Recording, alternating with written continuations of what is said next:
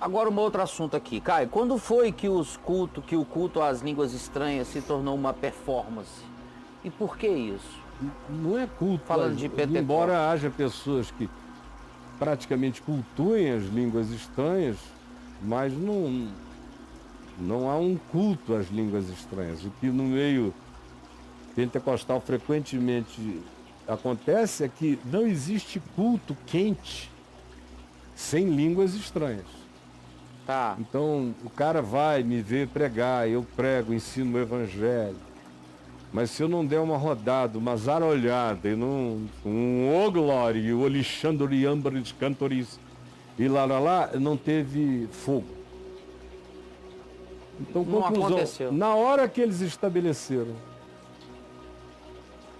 que um dos sinais, ou o principal sinal, da presença do Espírito Santo na vida de um indivíduo é o falar em línguas estranhas, em algaravias estáticas, eles ferraram a coisa toda. Aí começou o bagulho. Aí virou a merda que tá. A bagulhada começou a zoar.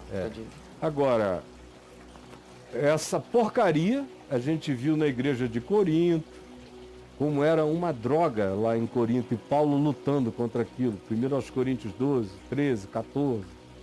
A carta toda de 2 aos Coríntios, parem com isso. Venham para a sobriedade do Evangelho.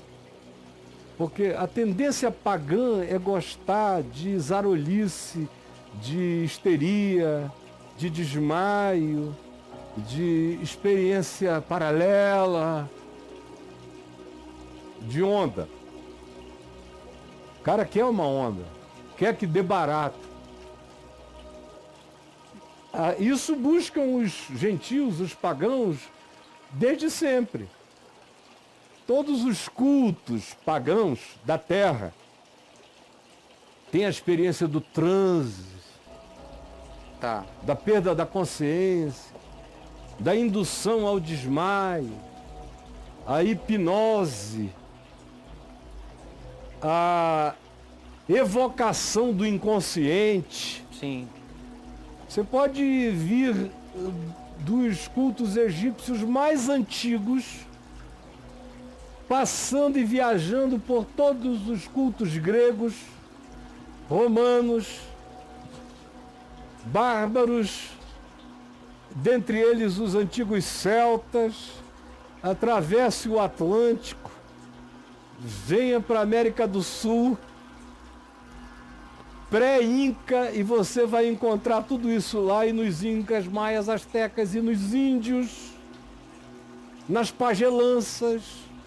Vá para a África e você vai encontrar desde sempre a mesma coisa, de modo que o mundo nasceu pentecostal, no sentido do pentecostalismo, não da genuína experiência com o Espírito Santo. Aí não. É outra coisa. Outra conversa. história. Tá. Mas, quando você pensa no fenômeno pentecostal, o mundo é pentecostal. Futebol é um esporte pentecostal. O mundo inteiro. Aonde quer que você ponha. E é tudo mais ou menos na mesma empolgação. Futebol pentecostal? É a torcida. Sobretudo pentecostal. Imagina um Flamengo e Corinthians. É um estádio tremendo, de maneira pentecostal. É uma pentecostalidade demais. Botafogo e Santos nem tanto. A seleção brasileira é penta, né? Ela é pentecostal. Então, mas voltando aqui a essa história. Voltou, vai lá. Voltando à história, parando as besteiras, a gente teve o Pentecoste no dia de Pentecostes. Aí o que o primeiro Pentecoste gerou? Alienação. Porque foi tão gostoso falar em línguas, profetizar, ter visão, revelação, sentado junto com Pedro, Tiago, João e os 12 apóstolos, agora com Matias substituindo Judas. Nem voltaram para casa, para Galiléia, nem foram para a Judéia, que é ali do lado. Não pregaram em Samaria por anos. Muito menos nos confins da terra. Se foi uma pentecostalização intimista, para dentro, comunitarista, e que os alienou até mesmo da Judéia, que está ali. Se você andar 2 quilômetros para fora de Jerusalém, você já está nos desertos da Judéia, nas cidades que se seguem. Nem para isso eles foram. Ficou aquela coisa assim. Aí começaram a vender os seus bens, colocar numa conta comum, gerida pelos apóstolos, se diz, deitavam os seus bens e recursos aos pés dos apóstolos, onde tudo era comprado e distribuído entre todos. Aí vem aquela descrição de uma espécie de comunitarismo, praticamente uma espécie de comunismo sem imposição, sem obrigação, era espontâneo. Então era uma comunitariedade, porque era espontâneo. Mas que funcionava assim, ninguém tinha mais do que precisava ter e ninguém tinha menos do que precisava para viver. Era essa distribuição linda do ponto de vista cristão, mas que em si mesma era alienante, porque o mundo não é assim. E Jesus não tinha dito: criem comunidades alienadas, onde o sistema seja esse. Não, em havendo uma comunidade e tendo que ser daquele jeito, é daquele jeito que deve ser. Mas o envio de Jesus era para o mundo inteiro, era indo.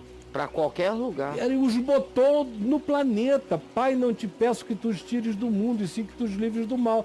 Mas eles resolveram sair do mundo no início. Então os primeiros 5, 6 anos foram profundamente alienados. Foi um Pentecoste que alienou. Aí eles tiveram que sofrer perseguição para serem dispersos, como diz Atos 8, para pregar em outros lugares. Foi a perseguição que os levou para a pregação. Aí vem a conversão de Paulo. Paulo se converte e se prepara.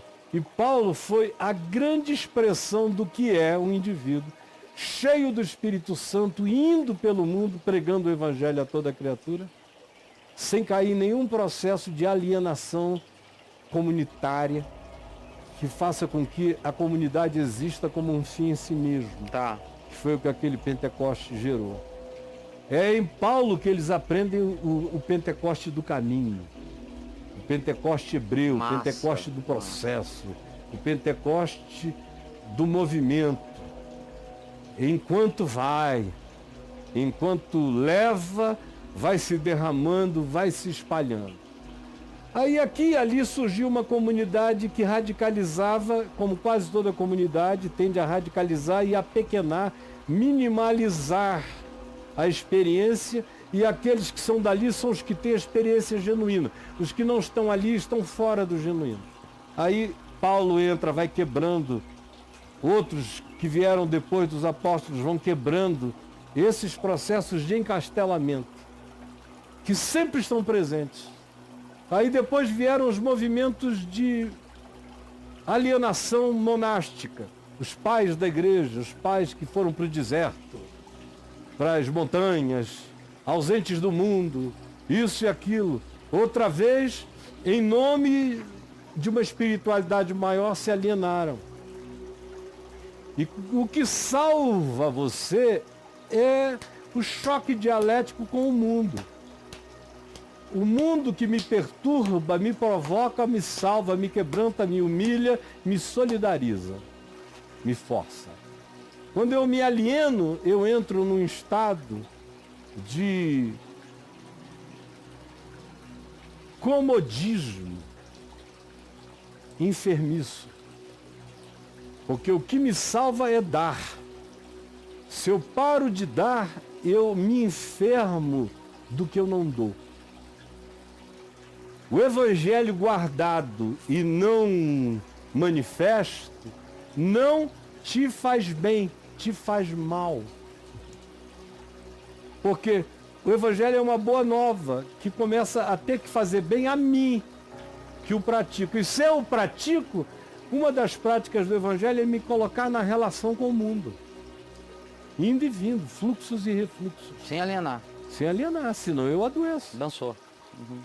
E aí você tem Já no segundo século, um movimento chamado montanistas, um movimento de montano, que foi o grande primeiro pentecostal da história da igreja. Esse cara? Pentecostal e adventista, no sentido do advento, de profetizar quando Jesus iria voltar. Esse cara foi o primeiro. Que em geral, isso é uma coisa que acontece com gente de linha pentecostalista. Porque dificilmente você vai ver um presbiteriano, um batista, um luterano, um católico ortodoxo marcando a volta de Jesus. Não. Quando você vir, saiba, o cara nasceu num berço pentecostal. Por quê?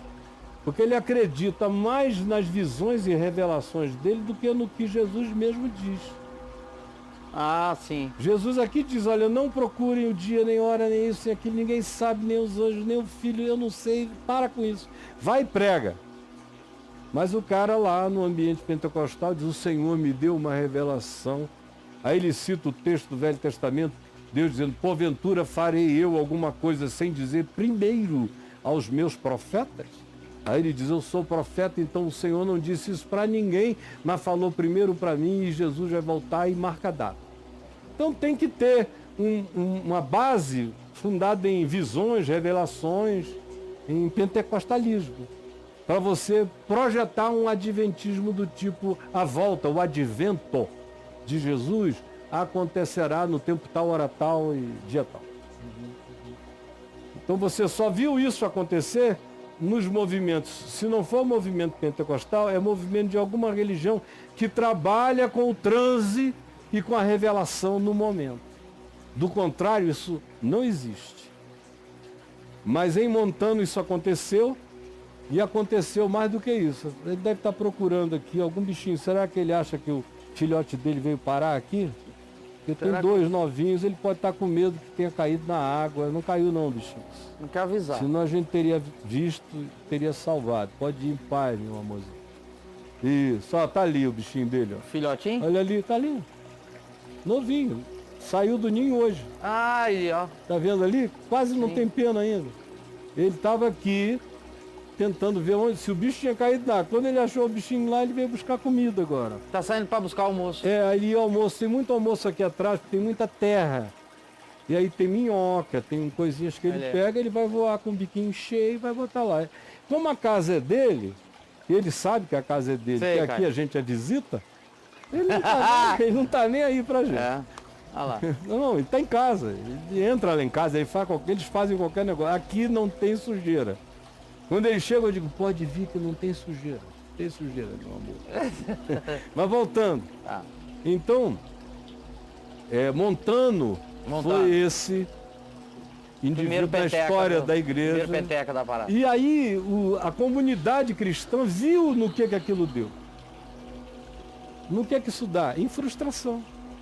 Jesus não volta e todo mundo perde a fé, fica cínico. Dá B.O. Aí tem uma geração que cai na barrigada da descrença geral. Conclusão, depois de algumas dessas circunstâncias e de pentecostalismos de revelação, durante séculos e séculos e séculos, os cristãos disseram não. A experiência desse negócio, em onde quer que tenha acontecido, bagunçou tudo. E a geração seguinte mergulhou num vazio. Como hoje você vê muito no coração dos filhos, dos que se tornaram fanaticamente pentecostais, revelacionistas, divisão, revelação, mandamentos novos, língua estranha, lá. Você vê como ficam os filhos deles e os netos deles, logo caem na descrença e no cinismo. E aí durante anos, aonde quer que isso aparecia, o pessoal dizia, não, cuidado, esse negócio nunca deu certo.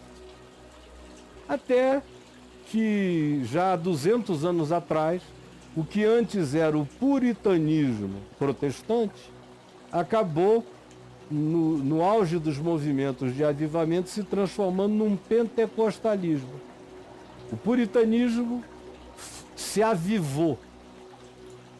E aí o avivamento puritano gerou, na próxima geração, o pentecostalismo. O pentecostalismo que chegou aqui para nós veio tanto da Suécia quanto veio dos Estados Unidos, da chamada Rua Azusa, nos Estados Unidos, e chegou aqui.